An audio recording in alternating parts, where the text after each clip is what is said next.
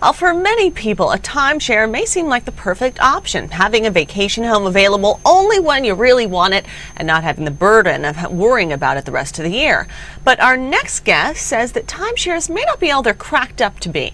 We are happy to be joined by one of our favorite Money Matters guests, Dave Ramsey, radio host of The Dave Ramsey Show. He joins us now from Tennessee. Dave, thanks for being here today. Well, thanks. It's good to be with you. Now, I know so many people who have either had timeshares or do have timeshares, my grandmother being one of them as well, and it seems like they don't always use it. Do you think that timeshares are a good investment or a bad investment? I think they're a crummy investment, and I recommend to my listeners never to buy a timeshare. And the reason is real simple. It's not an investment. An investment gives the idea that you could actually sell it. And you can't give the stupid things away once you own one of them. They're absolutely horrible. All you're doing is prepaying your hotel bill for the next 20 years right now in advance. And those of us that know anything about money know you'd be better off to put that money in an investment, and the investment would produce enough to pay your hotel bill. Yeah, and it certainly does lock you in, as my grandmother found out. Now, is this true for everyone, do you think, or do you think that some people may love a timeshare and that might be the way to go for them?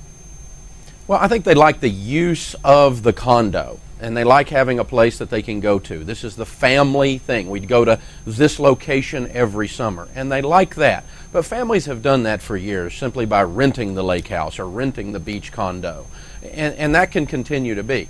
But the problem is you are locked in, and some of the timeshare people give you the ability to trade back and forth, but even then they're telling you where you can stay after you prepaid your hotel, and you are just stuck in these things. You cannot get rid of them.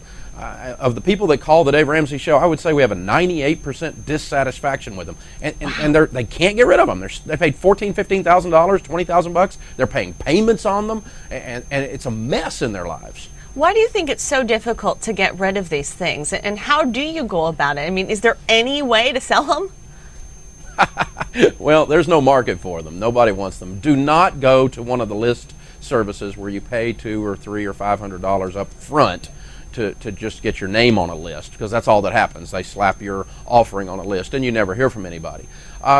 Basically, we found a couple of things that work sometimes. I can't give you a lot of hope, but one is you can donate your timeshare to a charity, and the IRS says you can get a $5,000 tax write-off for doing that. And you may not be able to get anywhere near $2,000 or $3,000 for your timeshare, and it'd save you that on your taxes to donate it. So donating it is one possibility. The other possibility is we've had some luck going back to the company that is selling the timeshares, offering that sales manager who is told not to sell used units, but offering him to sell it we'll sell our unit at half and we'll pay you double commission, and basically in a sense bribing them into moving your used unit. And sometimes you're able to get them to do that. And it sounds like no matter what you do, you kind of are losing money here. It is a total consumption. When you write the check for a timeshare, if you write a check up front or if you borrow the money up front, you have spent that money. It's as if I just wrote a check and bought a hotel, and it's gone. I mean, I bought a hotel room. When I rent a hotel room, I've written a check and that money's gone.